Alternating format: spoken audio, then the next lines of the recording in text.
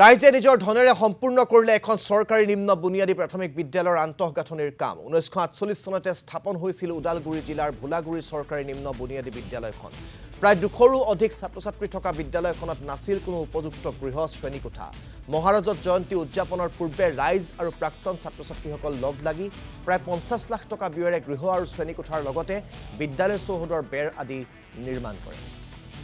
এই সন্দৰ্ভত আমাক সবিশেষ জনাব আমাৰ ওদালগুৰিৰ সাংবাদিক মুছাদ্দিক হুছেইন হয় আসলতে এই মুহূৰ্তত মই উপস্থিত আছো ওদালগুৰি জিলাৰ ফুলাবাৰী বুলি এডোখৰ ঠাই মোৰ কেমেৰা সহযোগী বাবুৰিয়ানে দেখুৱাই আছে ভিডিঅ' জাৰ্নেলিষ্ট বাবুৰিয়ানে দেখুৱাই আছে এখন বিদ্যালয়ৰ সন্মুখত ঠিক এই ধৰণে এজাক মহিলাই তেখেতসকলে আসলতে যি পিঠাপনা এই পিঠাপনা তেখেতসকলে বনাই আছে আৰু এই পিঠাপনাৰ উদ্দেশ্য কিন্তু এটাই তেখেতসকলৰ যি মহাৰাজ জয়ন্তী অৰ্থাৎ ৭৫ বছৰ এই বিদ্যালয়খন অতিক্ৰম কৰিলে ফুলাবাৰী চৰকাৰী নিম্ন বুনিয়াদী বিদ্যালয় এই বিদ্যালয়খন স্থাপন হৈছিল ভাৰত স্বাধীন হোৱাৰ পিছতেই অৰ্থাৎ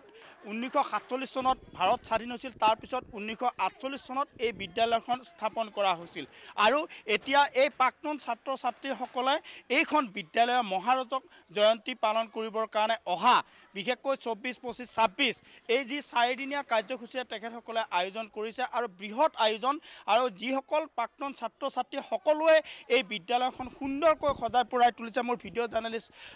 বাবুৰিয়ানে আনফালে দেখুৱাই আছে এই যে আসলতে বিদ্যালয় গৃহসমূহ দেখিছে এই বিদ্যালয় গৃহসমূহ প্ৰাক্তন ছাত্ৰ-ছাত্ৰীয়ে নিজৰ তেখেতসকলে ব্যয় কৰি নিজৰ ধন ব্যয় কৰি তেখেতসকলে আসলতে এই ধৰণে বিদ্যালয়খন সুন্দৰকৈ সজাই তুলিছে ৭৫ বছৰীয়া এই বিদ্যালয়খনে কিন্তু এক ব্যতিক্ৰম ধাৰা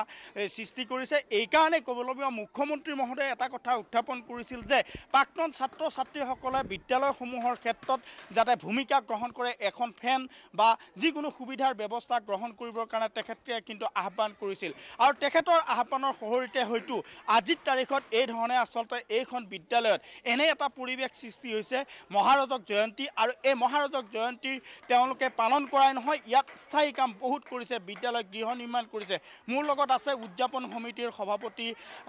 বন্ধু চহৰীয়া ডাঙৰীয়া মই পুনে তেখেতৰ ওচৰলৈ যাম আৰু জানিম গোটেই কথাখিনি আসলে কি ধৰণে কেনে ধৰণে আপোনালোকে এই প্ৰচেষ্টা হাতত লৈছে আৰু স্থায়ী কাম কি ধৰণে কৰিছে নমস্কাৰ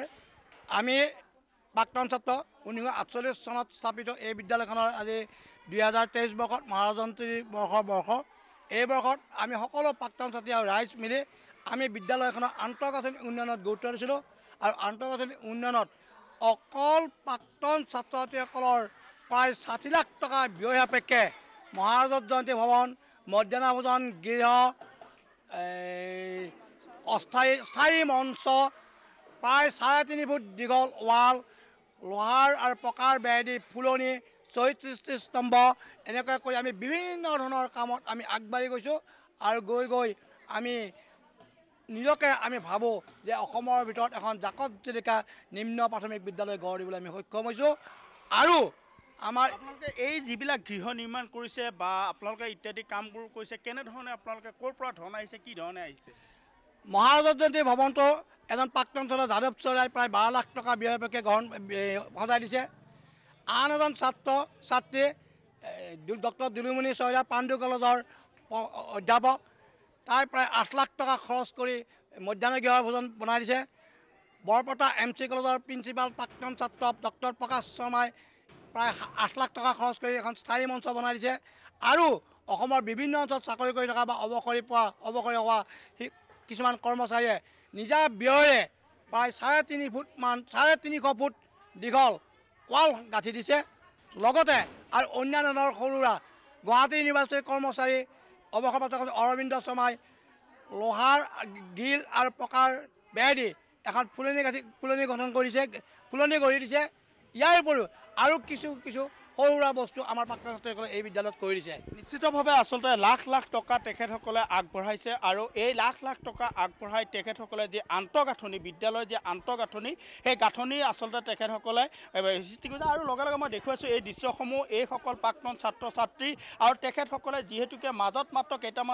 কেইটামান মুহূৰ্ত বাকী তাৰপিছতে আৰম্ভ হ'ব মহাৰাজৰ জয়ন্তী আৰু এই মহাৰাজক জয়ন্তীৰ কাৰণে তেখেতসকলে অতিথিক আপ্যায়ন কৰিবৰ কাৰণে তেখেতসকলে আসলতে এই ধৰণে প্ৰচেষ্টা লৈছে তেখেতসকলে পূৰা অসমীয়া যি থলুৱা খাদ্য পিঠা পনা আদিৰে তেখেতসকলে আদৰিব মোৰ লগত আছে এগৰাকী মহিলা মই পোনে পোনে তেখেতৰ ওচৰলৈ যাম আৰু তেখেতৰ পৰা জানিম কিমান পিঠা বনালে আৰু কিমান দিন বনাই আছে হয় আমি